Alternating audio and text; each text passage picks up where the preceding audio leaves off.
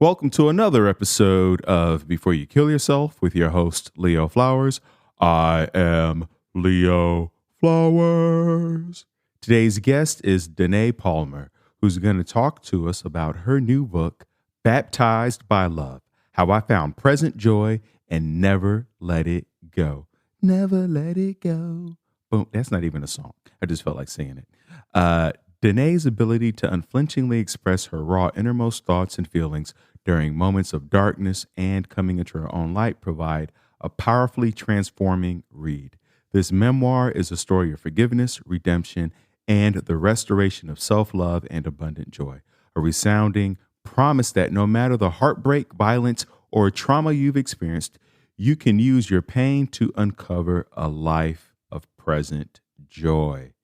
I really enjoyed this conversation. Danét is going to talk about why love is a lack of judgment, why we should choose to face ourselves instead of trying to better ourselves, and why any conditions we place on ourselves is an act of betrayal. Oh, damn, Gina. She also shares with us why the ego brags, but love celebrates. I really love that. The ego brags, but love celebrates. So we're going to learn how to do that. And if we want to give wholeheartedly, we have to give to our whole heart. And then last thing is we have to quit trying to add to ourselves. And we share so much more. She shares her story of addiction and rehab, and she attempted suicide, and shares with us how she found courage, strength, and hope to keep moving forward. Without much ado, Danét Palmer. Joy it's kind of a quiet essence of okayness, and what I would call that divine spark within us that rests within us at all times. If we aren't getting into our head about some kind of story we're telling ourselves, or believing some kind of programming from our childhood, the conditioning that makes us resist what's coming our way in our lives, and we start shooting on ourselves. I should be doing this, I should be doing that. That's talk about something that robs your joy, right?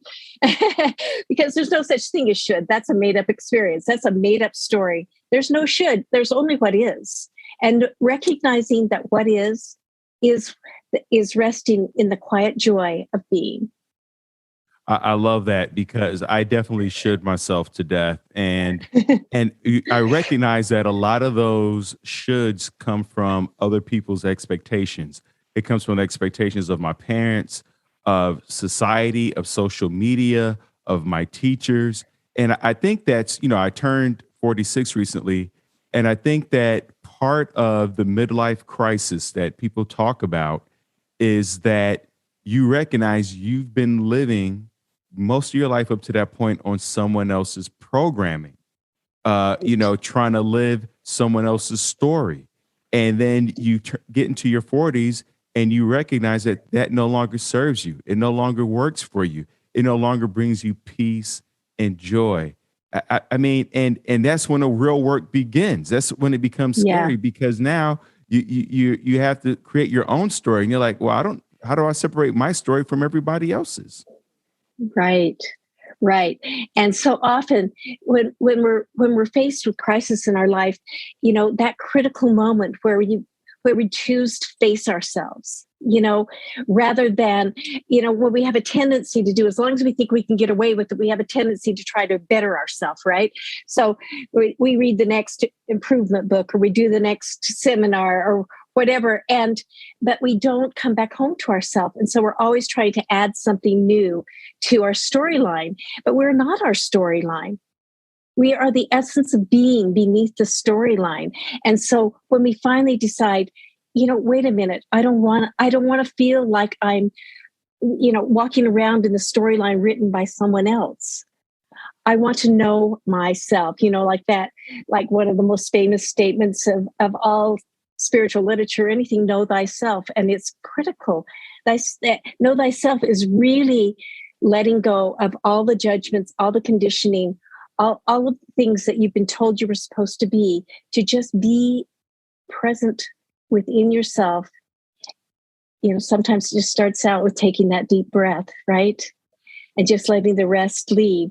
And then it's starting to question the thinking that you have in your mind. I remember when I first started changing my life, I started questioning everything. Well, where did I come up with that idea? Oh, that was from such and such. Do I really agree with it?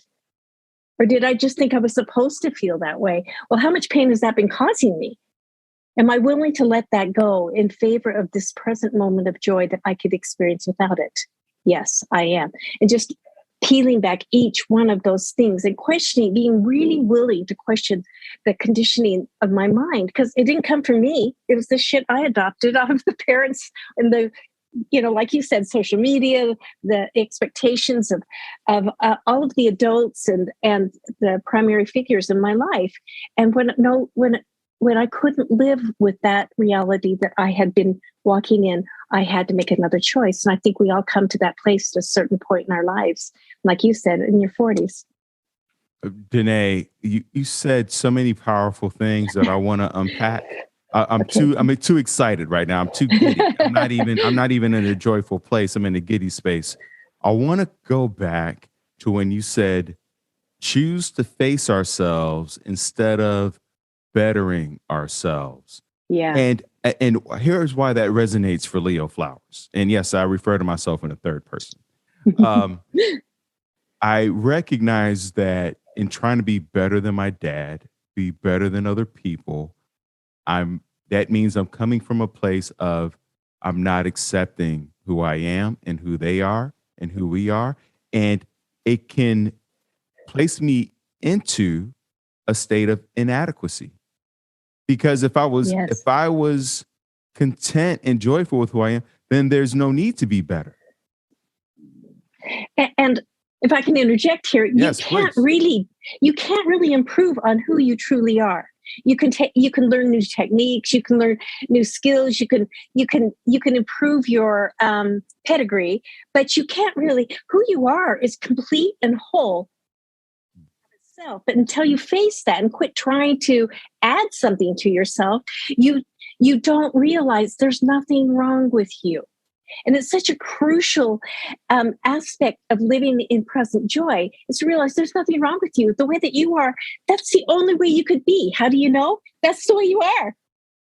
I absolutely love that. You know what's so funny, Danét, is because I've been going through some depressive spells lately, crying, sleeping for 4 hours, waking up in the middle of the night, just kind of, that kind of breaking down in the shower kind of thing. I've been going through that for ever since daylight savings time, to be honest.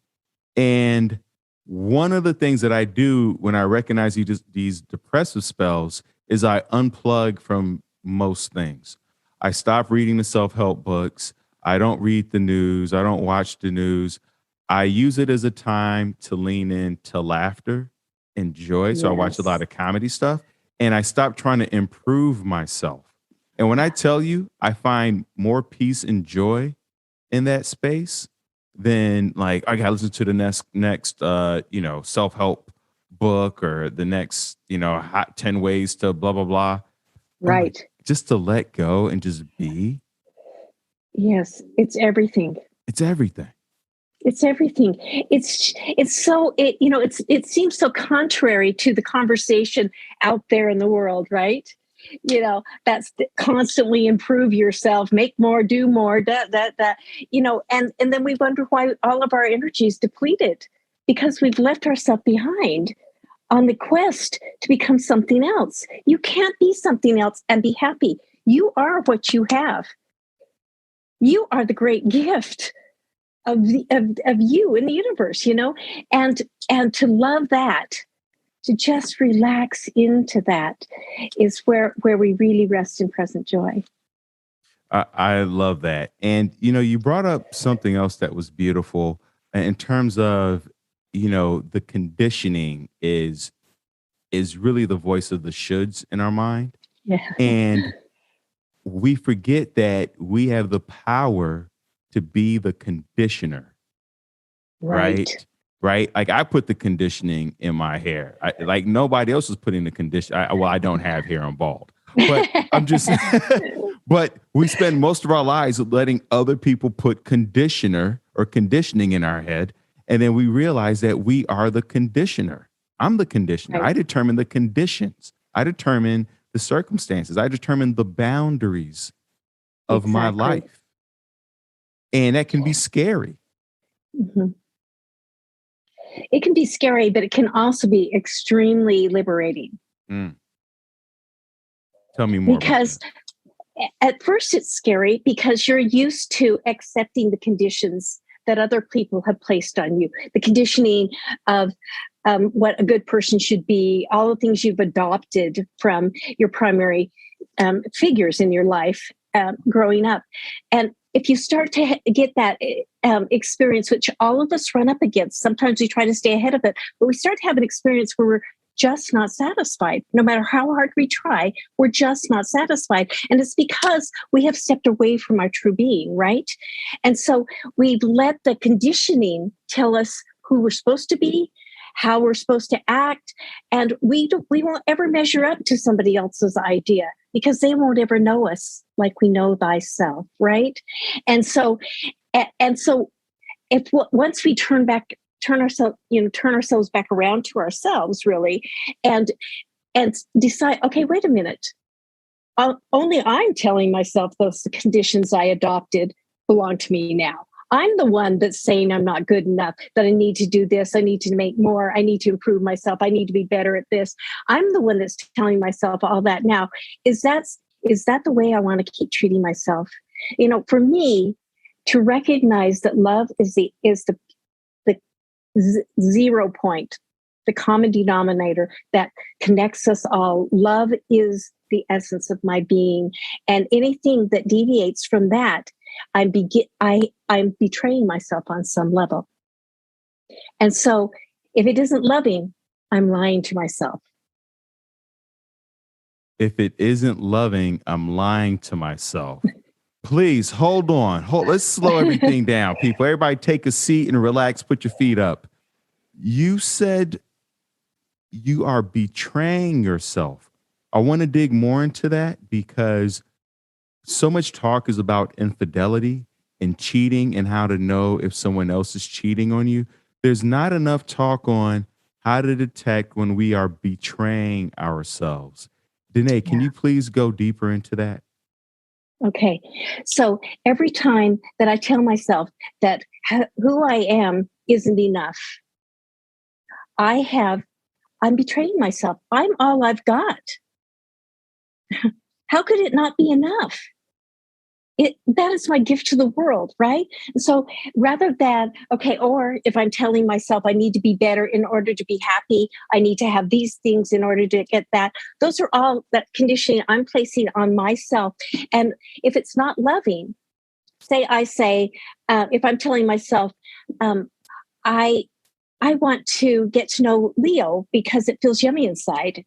That's not betraying myself. That's being true to myself because it feels loving. It feels good, right? But as soon as I go, you don't get to have this until you have this, Danae. Any of the conditions I place on myself, I'm betraying the nature of who I am right now. And so it's easy enough to tell. I call it your yummy stat. Does it feel yummy? The decisions I make inside, anything that I'm doing, if it doesn't feel yummy, I've probably stepped out of the present moment and away from my essence of being. It feels icky. That's how I know. It doesn't feel so good. And so that's the moment where I can question what's going on in my mind that's telling me that this moment, who I am, is not enough. I love that. And I love that you use the word yummy because that's another word that, when we think about yummy, we also think about touching ourselves. Like we lick our lips and we go, that was yummy. We turn into ourselves, right? Yeah. And I recognize that it's touching myself because we grew up with touching yourself having such a negative connotation, right, that we don't realize the value and how soothing healthy touch is to ourselves. So now we're all walking around with gloves and clothes and sweats, and we have all these layers on. I mean, literally, to prevent ourselves from touching ourselves. And I Right. think that's why so many, when I take yoga class, people are crying because you're in there with Right. minimal clothes and you actually have an opportunity to touch yourself. Hmm. Yes. And to open up, I had the same experience with yoga back in the early days, and I just felt like um, I was allowing my body to express the, not even so much. First, of course, you start to release pain, right? But then you start to release joy that you haven't given yourself permission to have. Like, just to be happy because you happen to be alive, somehow that seems against the rules. and and as you start to experience that, and all the time, that's my whole thing. And that thing about that, when you smile you release endorphins, right? And so why not smile? And what a gift you give yourself and everyone else. It's another way we touch ourselves, right? And um, I'm always, immediately my hand goes to my heart, right? My hand goes to my heart. It's this little, it's just a centering technique of loving me, and then opening up and loving what this moment and everything in it and everyone in it. And I remember, I back in the day, kind of put my Baptized by Love book, this transformation period when I was ready to kill myself, right? And even tried, I failed. That's why I'm here. But I had this experience where I was just desperate, and I was just like, said this little prayer, help me love this little girl in me who feels so unlovable and so unworthy right now. And I just had this image come into my mind of my son Lucas, and holding him after nursing him, and with his little head between my breasts, and this amazing love was flowing through me. And then I had the sense that mine was the head, that being held by the divine. And I realized that circle of divine love that flows through all of us. And I had that, just really a tactile experience with it. But my hands were right here on my heart the whole time. And that's been like a common thing for me. And even if things are starting to go wacko, some situation and my energy's residing up here in my head, it feels icky when your energy's residing up here in your head. I can place my hand in my heart and just take a breath and bring the energy back down and feel that love space. And then look again at the situation that's going on. Does it feel yummy or does it feel icky? What choice do I need to make now?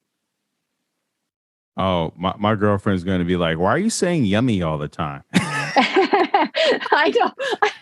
It's totally my signature statement, right? I'm going to start.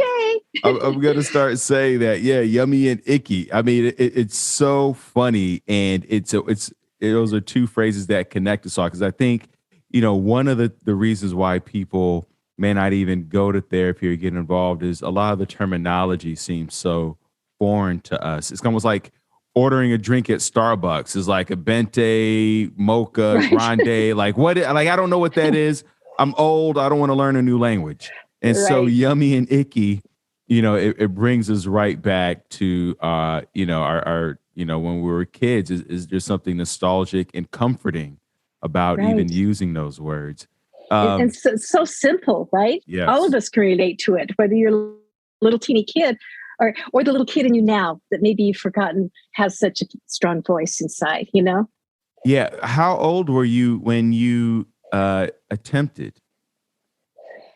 When I had a shotgun under my chin? Yes. Yes. I was 25 years old. Wow. And what made you? How did you move past that? What brought you to that moment, and then how did you move past that? Well, it's really the kind of the catalyst story that starts my book, really. But I was involved in an abusive relationship. A man I was addicted to, couldn't seem to get out of that relationship, and I had the one and only time I left my children from my previous marriage, for my marriage. I had my children, and I'd left them with him to go help my mother in a custard shop. And when I came home, I knew something was wrong, and my son's hands had been burned. My boyfriend had burned my son's hands, and I could not live with that reality. It was one thing when it was me, right? And I mean, there was just no place to put that. And I took him to the hospital, everything, and my child services took the kids away from me. And luckily, their dad was able to take them. So that I knew they were in good hands. And I drove to my coke dealer's house, obviously an addict at the time, and because I knew he had kept a shotgun under his bed. And so that's what I went there for. And I, put it under my chin and I tried to pull the trigger. I pulled as hard as I could and it just wouldn't move. And finally I just crumpled to the floor. I can't even do this right, And I had the thought come to me while I was just a mess right there. Call the House of Hope, which was a treatment center I knew about because my sister had been there and she, tried to get sober and failed. But it was the only place I knew about where somebody might be able to change their whole life, And I called and turned out I qualified for the program. So I went, I checked myself in there. And the very first morning in the shower, I had this amazing experience where I felt like the water was liquid love flowing through my veins. And I realized that something greater than myself, this divine love, wanted me to be happy. I felt completely okay and forgiven in those moments in the shower. And I knew I was being given a second chance. And so I made the declaration to myself that I was going to change my whole life, no matter what. And I wasn't going back. And so I began the journey of like I was saying earlier, taking a look at what my thinking was, the programs in my mind, and questioning what I believed to be true against the reality of the present moment. If I'm okay, is this still true? In this present moment, is that really true? And gradually forgiving all of these different events that had happened in my life, and forgiving myself along with them, and coming to really love myself. Did I answer the question? Absolutely. Can you walk me through that question of if I'm okay, is this still true? Can you break that down for me and bring more clarity to that? Yeah, sure. So for instance, if I had a situation where I was telling myself that let's say I couldn't go to college or something, maybe, oh, you can't do that. You can't, okay, why can't I do that? So it requires, in order to not take an action that might be in my benefit that I might have shied away from before, there has to be a certain set of beliefs that I have about myself that make that an impossible move for me. So and they're all beliefs that say I'm not okay, I'm not worthy. But if I bring myself back to that presence where I can feel that unconditional love inside myself, and I know that I'm okay in this present moment, if I'm not dragging the past in there and I'm not anticipating the future, in this present moment, aren't I okay? This moment, yeah, this moment, I'm perfectly fine. So is it true that I can't do that? Is it true that this belief that I've never, my dad told me I wasn't ever going to measure up, is that still true for me today? In this present moment, is there anything to measure up against? No, there's not, because in this present moment, this is all there is. And in this present moment, I am full and complete and whole. Why do I want to drag those old beliefs from the past? And if they're past, they don't really exist. They're imagination, right? They're imagination. Why do I want to drag imagination that feels icky with me? Can I let it go? Is there some kind of reparation I need to do in order to, like, do I owe an amends to someone in order to let that past be in the past? Do I owe an amends to myself in order to let that past be in the past? Is there something I'm telling myself I can't live with, like my boyfriend burning my son's hands, right? Can I be present if I'm still feeling burdened by this thing, I think I can't forgive myself. Can I find in my heart the way to forgive myself now? Yes, in this present moment, I can let it go. I might have to do that 100 times, right? I might have to. But that each time I zero into the present moment on every single thing. Is this true? Well, if it comes from the past, it can only be true in this present moment if I'm dragging it in there and making that past the reality right now. The present moment is fresh and clean and brand new. And I don't have to drag anything there unless I decide that I want that burden. I don't want that burden. It doesn't feel yummy. So many people go into a place like the House of Hope or rehab facilities.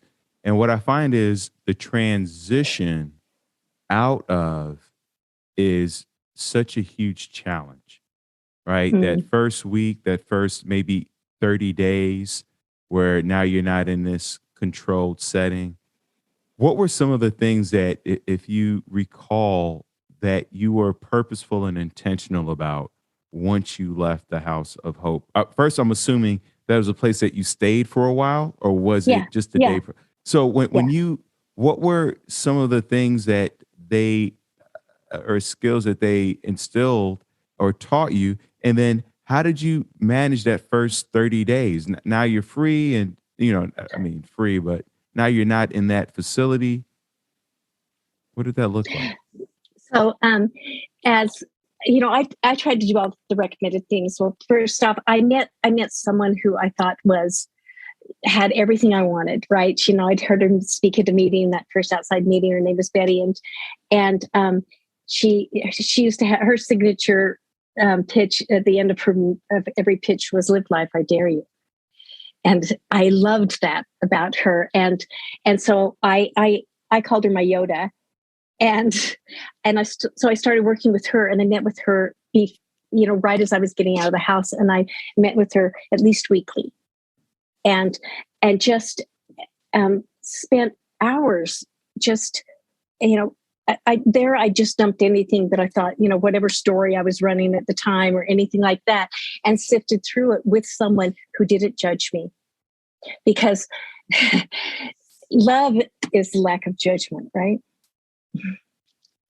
And so, so I was able to go, oh, the judgment doesn't match up with this love. Just to bring us back to the other thing you wanted me to expand on, judgment doesn't match up with love, and so it's not real. Judgment's something that we do to ourselves and other people, right? But it's not necessary. There's only something wrong because we say there's something wrong, So I worked with Betty a lot, and she became a really important figure in my life. But also, I did all those things that we recommend, like 90 meetings in 90 days, for instance. Going to the AA meetings and just began to make a whole new set of friends. I didn't go back to the old haunts of my previous life. There was really nothing I wanted to keep from my previous life, right? And I began to make reparations with the people that I felt like I had betrayed, including myself. So what I hear you. Oh, go ahead. Yeah. Sorry. Go ahead. So I just began. I quit telling myself I should be further along. Oh, I've wasted so much time, being in this shitty relationship, getting high, whatever, and I quit telling myself that it's past, that it doesn't matter what I did before. What can I do right now? I quit telling myself I should be further along, and just what can I do right now that feels loving towards me? Okay, maybe it's going to be a temp job until I find something else that matches my experience better. Maybe it's going to be, whatever little steps, and then just really celebrating those. Right on, Danét.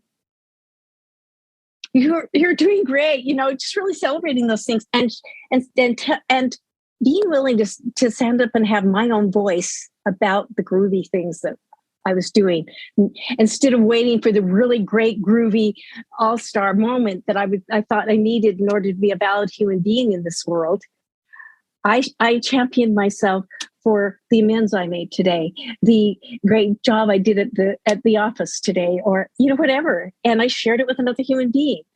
Got that double pat in the back, and those little ways that I said, Danét, I really love you now, and I'm not going to walk away from you anymore. Those were the things I think that really made it hold for me. I love that. I'm not going to walk away from you anymore. You're using so many words that yummy, icky, and groovy. I mean, I feel like that's another book right there, because one of the things I've been working on, and I recognize that so many people struggle with, is celebrating themselves, celebrating their wins, celebrating the tiny steps, the progress, the advancements, the ways in which their lives are lit up, the way they're, just being grateful, the fact that you could touch your toes or blink or swallow or stretch out, or all these things that we can celebrate. Yes. Because part of that conditioning is don't brag about yourself, be humble. But Right? being humble doesn't mean not to celebrate yourself, not to pat yourself on the back. Right. The ego brags, but love celebrates. The ego brags, but love celebrates. Wait, first of all, hold up. Stop everything. Turn the music down. What'd you get your degree in? Because you have such a way with words that, it's almost the advertisement to do cocaine. Like, did you learn all this on the cocaine? No, not like cocaine. I would say, I think that mostly say that my conversation comes from embracing who I really am and letting myself be real about that. I did do, I did some work, schooling with psychology and social work, but I really, when I was working for the psychiatric world, I was doing addiction counseling, and then I became a metaphysical minister, and I just basically did, like life coaching, and just let my conversation come from that. And the other thing is, and I want to make a point about this because, you said, how did I handle? Well, right off the bat with Betty, she told me to make an appointment with God first thing in the morning and keep it. And you'd mentioned that when you were talking about me at the beginning, that's what the book Coffee with the Divine came out of, really, was those morning visits. And it's been 40 years. I've never missed a date with the divine. I get up at 3:00 in the morning. I'm woken up by, I don't know what. And I just have that feeling like, oh my God, I can't wait to see what's going to happen today. It's just, and I just spend that time basking in the reality that love is who I am, and that it's a friendly universe that wants me to be happy. And as I let that flow through my body, and I just sit with that in the morning, it's the right way to start your day. I start my day in love, no matter what, no matter what, no matter what. And I'm not moving from my yummy room until I'm completely filled up with love and I have something to give. Wow, that's such a beautiful thing. And for so many people out there in relationships, I mean, a lot of times, we feel pulled by our partner and setting boundaries so that we can have our yummy time, right? The kids have demands, the partner has demands, our work has demands. And a lot of us will sacrifice our yummy time to make sure that everyone else is okay. And then we run out of time for ourselves. And then that builds into resentment, bitterness, anger. And then that's where the addiction. And we feel depleted because we aren't filling ourselves up first. Yes. Right. And the most loving thing, if you want to be truly, like, I love doing things for other people, right? I love it. But if I'm not taking responsibility for my primary the primary care of my life, which is my spirit, which is my soul, my heart, then everything that I'm doing for you is it's coming from a kind of like I'm depleting myself, and if I want to give wholeheartedly, I need to have a whole heart. So, and for me, I mean, because this has been my thing, this commitment to myself and the divine, I my kids have grown up with this idea that this is how you spend your morning. Mom spends her morning. And even when they were little, they'd come into my yummy room. I'd be still meditating or whatever. And they just come in there. They still come in sometimes when they're visiting or something. I just want to be in this yummy space and just breathe this air, just get this peace, because it's consecrated. How have you, that could be, I would imagine, so traumatic for a child to have, an adult burn their hands and then for you to go through the process of connecting with yourself and facing yourself.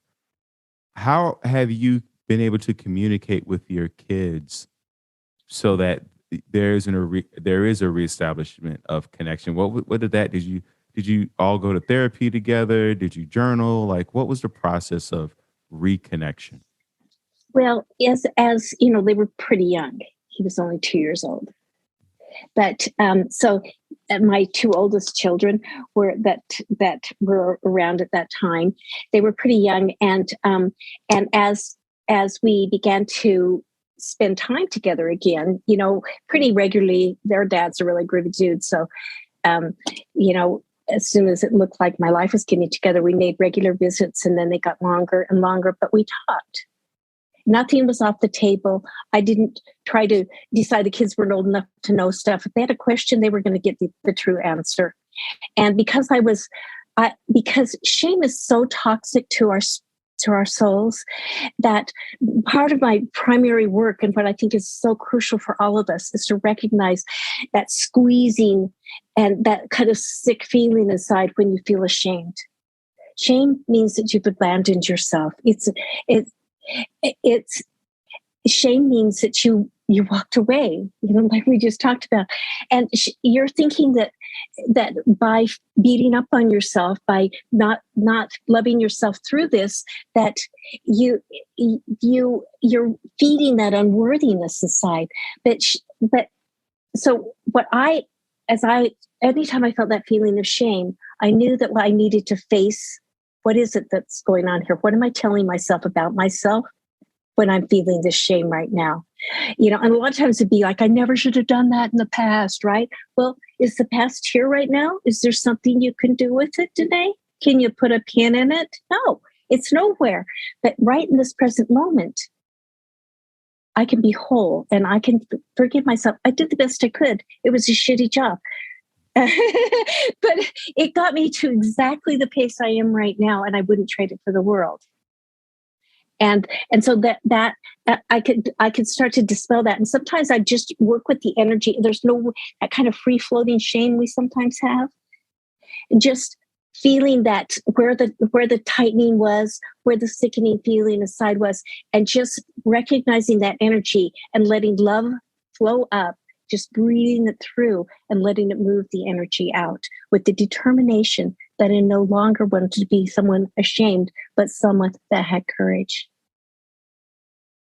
And so when I was engaged with my children, that came up for me. I was like, oh, I feel like I'm having a little bit of shame right now for being a shitty mom before. And that's not you guys' problem. I'd just be that honest with them. Be like, don't, okay. So that's where that was coming from for me. And then letting them ask questions or whatever. And over the years, we just developed more and more. All of my kids are pretty much my best friends. And definitely I am theirs. I hear you speak so much about breath work and sensory techniques, and feeling yourself and moving it from your head back into your heart. In terms of sensory techniques, and I would imagine, especially having kids, there's probably been a lot of talk with, were you feeling the anger or the frustration? Yeah. Kids have so many, they're so emotive, and unfortunately, that usually gets, conditioned out of them. And what other sensory techniques do you incorporate or methods? Right. Well, because I feel like the breath is such a powerful centering technique. If you're focused on your breath, you're in the present moment, right? If you want to get out of your thinking, get into your breathing, right? And so, but I've also I feel like uh, anything that brings you into the present moment, it's like, okay, I can feel my butt's on the chair, right? My feet are on the ground. I can feel, okay, where do I feel tightening in there? Can I breathe into that and loosen it up a little? Can I first accept that it's tight? Okay, yeah, now I can breathe into it. And using a combination of self talk, self discovery, and self release. So, I've done a lot of things like working with, like for a while I was a what they call a rebirther. So I got into all the different breath work because it was such a powerful thing, and with yoga and but I feel like there's other things, like for instance letting go.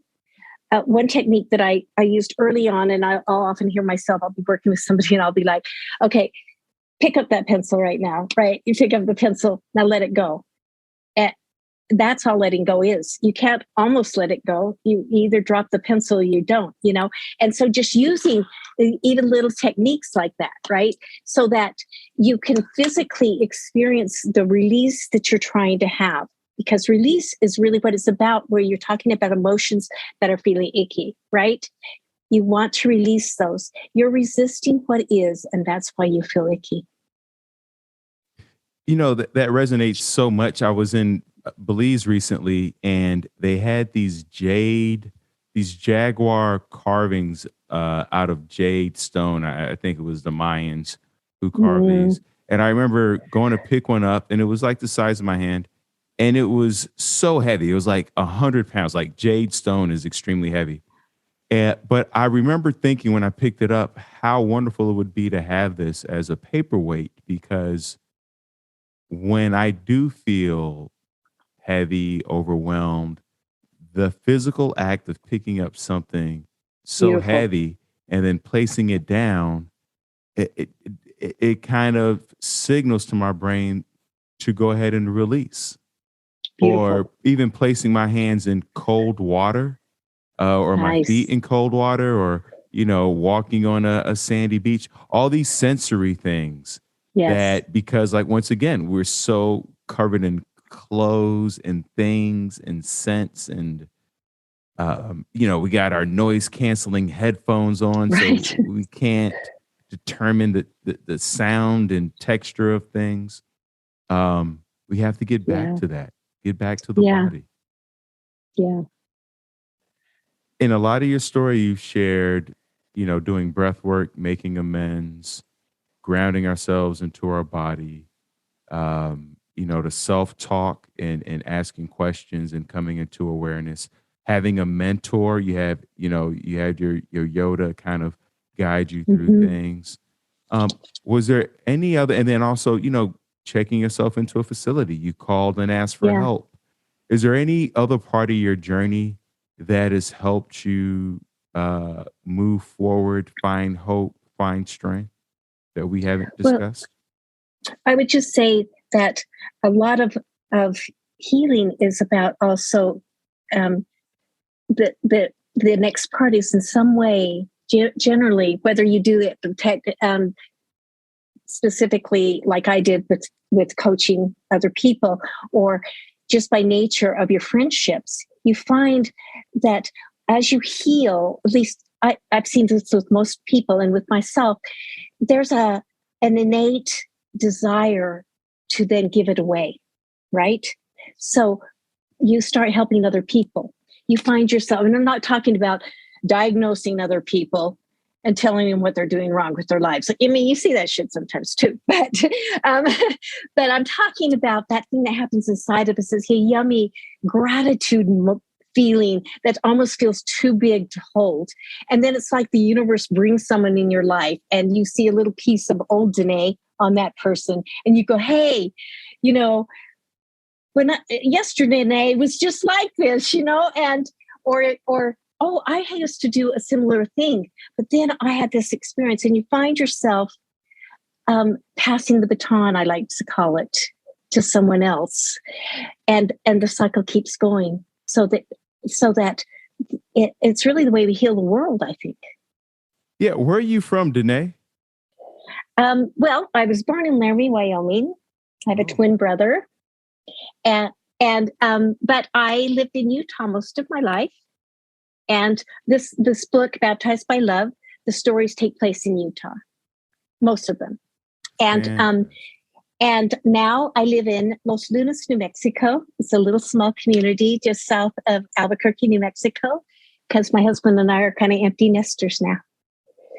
Wow. And so now you're rediscovering your relationship between each other. I have so many friends going through that empty nest, or they're anticipating they're like a year or two from that. And the anxiety amongst all the parents is palpable. It's so funny to hear them talk and the excitement and also the fear.